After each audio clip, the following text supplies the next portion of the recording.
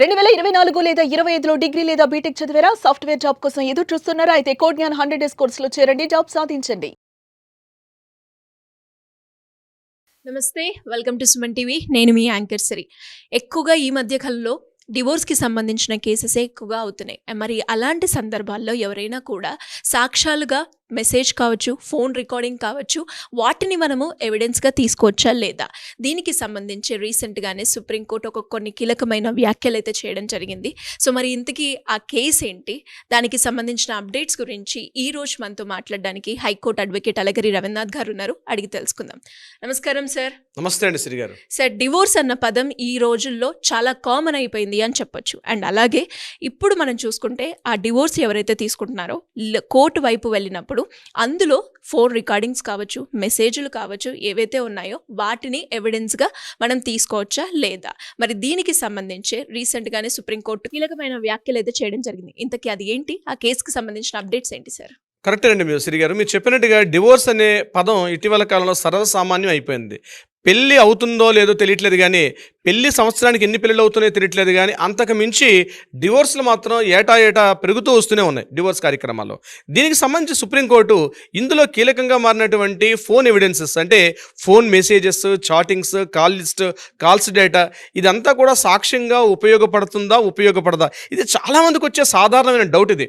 Sir, భార్యాభర్తల మధ్య గొడవలు వచ్చాయి, నేను ఆమెను తిట్టాను, ఆమెను కొట్టాను, నా మెసేజ్ రికార్డింగ్ అంతా ఆవిడ దగ్గర ఉంది, కాల్స్లో చేశాను, అది కూడా రికార్డింగ్ చేసుకుంది, నా కాల్స్ లిస్ట్ ఉంది, ఎన్నిసార్లు చేశాను, ఎన్నిసార్లు మాట్లాడింది, ఈ డేటా ఉపయోగపడదా? ఇది చాలామందికి వచ్చే కామన్ డౌట్ అనమాట.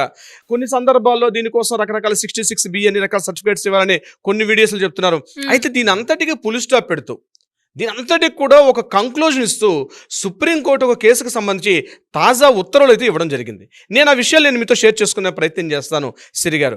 బఠిండా సంబంధించి, అంటే పంజాబ్లో బఠిండాకి సంబంధించి ఒక వ్యక్తి భార్యాభర్తల మధ్య గొడవలు వచ్చిన తర్వాత ఆ భార్య మీద డివోర్స్ కోసం చెప్పి భర్త కోర్టుకు వెళ్ళడం జరిగింది. సో ఈ కోర్టు మీదలో ఈ డివోర్స్ ఫ్యామిలీ కోర్టులో ఈ డిస్కషన్ జరుగుతున్న క్రమంలో ఆమె ఇతని మీద చాలా పరుషంగా, కఠినంగా మాట్లాడుతూ అంటే కొంత వల్గర్ లాంగ్వేజ్ తిడుతూ, రకరకాలుగా మాట్లాడుతూ ఆ భార్యమని ఈ భర్తను రకరకాలుగా తిడుతూ ఉన్నటువంటి phone messages, chats, call list అంతా కూడా ఈ వ్యక్తి ఏం చేశారంటే ఈ ఫ్యామిలీ కోర్టులో మాట్లాడడం జరిగింది.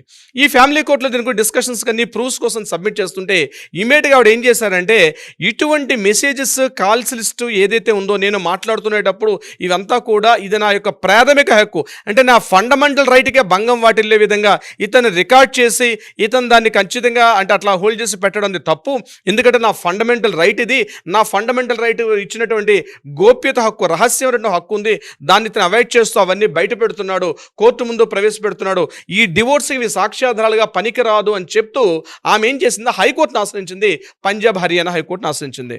పంజాబ్ హర్యానా హైకోర్టులో ఈ కేసు గురించి పూర్తిగా డిస్కషన్ అయిన తర్వాత వీటి గురించి ఇప్పటివరకు ఇచ్చిన అనేక తీర్పుల్లో, అనేక జడ్జిమెంట్స్, అనేక చట్టాల్లో ఉల్లంఘిస్తూ హైకోర్టు కూడా, పంజాబ్ హైకోర్టు కూడా నిజంగా ఇలా ఇవ్వొచ్చా ఇవ్వకూడదా, అసలు ఈ మెసేజెస్, కాల్స్ లిస్ట్ అసలు పనికొస్తాయా పనికిరావా అనే విషయం మీద ఆమె లేవనెత్తిన అంశం ఏదైతే ఉందో, నిజమే ఇది ఫండమెంటల్ రైట్ కదా, వ్యక్తిగత రక్షణ, వ్యక్తిగత గోప్యత మన ఫండమెంటల్ రైట్ కాబట్టి ఆర్టికల్ 21 ప్రకారం దీన్ని అవాయిడ్ చేస్తూ ఇవి బయట పెట్టడం కరెక్ట్ కాదు, దీన్ని చూపిస్తూ కూడా, అంటే ముందుగా నా పర్మిషన్ లేకుండా, నా అబ్సెన్స్ లేకుండా, వితౌట్ నా కన్సల్ట్ లేకుండా అతను రికార్డ్ చేయడం తప్పు. నేను మాట్లాడుకున్న మాటలే కావచ్చు, కానీ ఇది మా ఇద్దరి మధ్య ఉన్న వ్యక్తిగత విషయం కాబట్టి అతను మాట్లాడి రికార్డ్ చేసి ఇదిగో డివోర్స్కి ఇది ప్రాథమిక కారణం అని చెప్తూ కోర్టులో ప్రొడ్యూస్ చేయడం ఇది కరెక్ట్ కాదు అని చెప్పి ఆమె ఏదైతే ఫ్యామిలీ కోర్టులో దాన్ని ఛాలెంజ్ చేస్తూ హైకోర్టులో పెట్టిందో, హైకోర్టులో దీనికి ఏం చేశారంటే ఆమెకి సపోర్ట్గా తీర్పు వచ్చింది.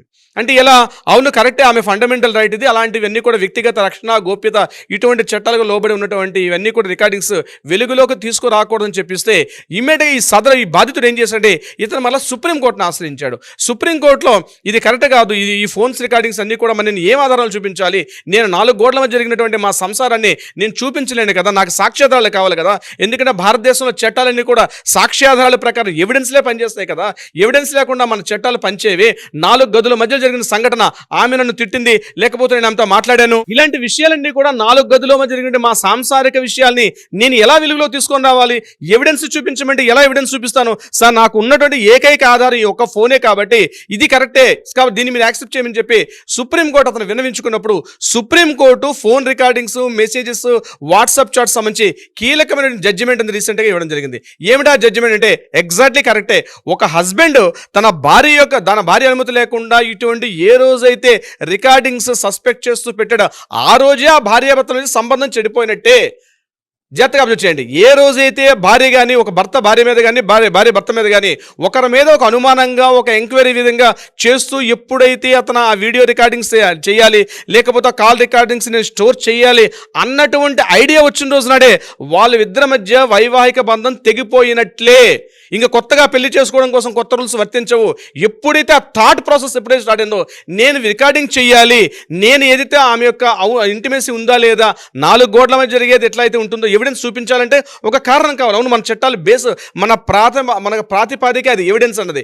ఎవిడెన్స్లో 4 గదులను చూపించడానికి కుదరదు. కానీ ఉన్న ఏకైక ఎవిడెన్స్ ఏదైతే ఉందో రికార్డింగ్ చేయాలన్న మనస్తత్వం ఎప్పుడైతే వచ్చిందో ఆ వచ్చిన క్షణం నాడే వాళ్ళ మధ్య భార్యాభర్తలు ఉన్నటువంటి అనుబంధం అప్పుడే తెగిపోయినట్టు. కాబట్టి వీటిని యాక్సెప్టెన్స్ ఇవ్వచ్చు, డివోర్స్ ఇష్యూ చేయొచ్చు అని చెప్పి సుప్రీంకోర్టు ఒక ల్యాండ్ మార్క్ జడ్జిమెంట్ అయితే దీనికి సంబంధించి ఇవ్వడం జరిగింది. సో హస్బెండ్స్ తస్మాత్ జాగ్రత్త. మీరు మీ భార్య మీద కానీ లేదా భార్య భర్త మీద కానీ ఒక ఎంక్వైరీ చేస్తున్నారంటే గుర్తుపెట్టుకోండి, ఆ సాక్ష్యాధారాలు యాక్సెప్టబులే అని సుప్రీంకోర్టు రీసెంట్గా జడ్జిమెంట్ ఇవ్వడం జరిగింది. దీనికి సంబంధించిన సైటేషన్స్ కూడా నేను మీకు చెప్తాను. కరెక్ట్గా చేసుకోవచ్చు. అంటే ఎప్పుడైతే ఎంక్వైరీ చేయాలి, ఒక భర్త భార్య మీద ఎంక్వైరీ పెడుతున్నాడంటే అర్థం ఏంటి? ఇంకా ఆ క్షణాన్ని అనుమానం పడుతున్నాడు అంటే తన ప్రవర్తనలోనో తన బిహేవియర్లో ఎక్కడో తేడా వస్తేనే కదా అతను అనుమానం పడుతున్నాడు. అంటే ఆ క్షణాన్ని తేడా వచ్చింది కాబట్టి ఇంకా వారి మధ్య వైవాహిక బంధం లేనట్లే అంటూ సుప్రీంకోర్టు ఇచ్చినట్టు ల్యాండ్ మార్క్ జడ్జిమెంట్ ఇప్పుడు ఉన్నటువంటి అనేక కేసులకు ఒక ల్యాండ్ మార్క్గా మనం ఎగ్జాంపుల్ తీసుకోవచ్చు. సిరి గారు, అంటే ఎలా సార్, ఇంకా ఎవరికైనా కూడా ఈ ఇష్యూకి సంబంధించి డౌట్స్ ఉన్నా లేదు అంటే ఇలాంటి సిచ్యువేషన్ ఎవరైనా కూడా ఎక్స్పీరియన్స్ అవుతున్న వాళ్ళు ఎవరైనా కూడా లీగల్ పరంగా మేము ముందుకెళ్ళాలి అనుకునేటప్పుడు ఏ రకంగా మిమ్మల్ని అప్రోచ్ చేయే ఛాన్స్? డియర్ ఫ్రెండ్స్, గుర్తుపెట్టుకోండి, చట్టాలు వేరు, రోజుకు ఒక రకాలైన జడ్జిమెంట్స్ కూడా వస్తున్నాయి. చాలా మంది అడ్వకేట్స్ ఫాలో అవుతున్నారు, కొంతమంది అడ్వకేట్స్ దీన్ని ఫాలో అవ్వట్లేదు. ఇంకా పాత చట్టాలని ఆ సిస్టమ్స్ పట్టుకొని మాట్లాడుతున్నారు. ప్రతిరోజు కొత్త అప్డేట్స్, కొత్త జడ్జిమెంట్స్ వస్తున్నాయి కాబట్టి వాటిని తెలుసుకోవాల్సిన బాధ్యత కూడా మీ మీద ఉంది. సో మీకు ఎటువంటి సమస్య లేదన్నా మీరు ఇబ్బందుల్లో పడుతుంటే మీ వెంబడి ఎప్పుడు కూడా రవీంద్రనాథ్ ఎప్పుడు ఉంటారు మీకు. సో కింద స్క్రోల్ అవుతున్న నెంబర్ని కాంటాక్ట్ చేయండి. అట్లీస్ట్ కాల్ బిజీగా వస్తే వాట్సాప్లో వాయిస్ మెసేజ్ పెట్టండి, ఒక మెసేజ్ ఫార్వర్డ్ చేయండి. తప్పనిసరిగా మా లీగల్ టీం మీకు అప్రోచ్ అవుతారు, సరైన విధంగా సలహా సంప్రదింపులు ఇచ్చే ప్రయత్నం చేస్తారు. అది కాకుండా గుర్తుపెట్టుకోండి, but prior appointment is the most important. ఎందుకంటే డైలీ మోర్ దెన్ నాకు 250 to 300 కాల్స్ వస్తే ప్రతి కాల్ని అటెండ్ చేయడం చాలా కష్టం, దుస్సాధ్యం. కాబట్టి అపాయింట్మెంట్ తీసుకొని రండి, టైం ఇస్తారు, లీగల్ టీం ఇస్తారు, మీతో మాట్లాడతారు. మీ ప్రాబ్లం ఏదున్నా తప్పనిసరిగా సాల్వ్ అవుతుంది. నేను ఎప్పుడు మీ వెంబడే ఉంటాను, చట్టాలు మన వెంబడే ఉన్నాయి, గుర్తుపెట్టుకోండి. Thank you sir, thank you so much. Thank you so much Siri గారు. సో చూసారు కదా, మరి మీరు కూడా ఈ ప్రాబ్లమ్ని ఫేస్ చేస్తున్నప్పుడు లీగల్ పరంగా ఎలా ముందుకెళ్ళాలి అన్న ఐడియా లేనప్పుడు సింపుల్గా కింద స్క్రోల్ అవుతున్న నంబర్ని కనుక మీరు అప్రోచ్ అయితే డెఫినెట్గా అలగిరి రవీంద్రనాథ్ గారి టీం మిమ్మల్ని అప్రోచ్ అవ్వడం జరుగుతుంది. దానికి సంబంధించిన క్లియర్ ఇన్ఫర్మేషన్ కూడా ఇవ్వడం జరుగుతుంది. Thank you. సుమన్ టీవీలో మీ పర్సనల్ అండ్ బిజినెస్ ప్రమోషన్స్ కోసం కింది నెంబర్కి కాంటాక్ట్ చేయండి.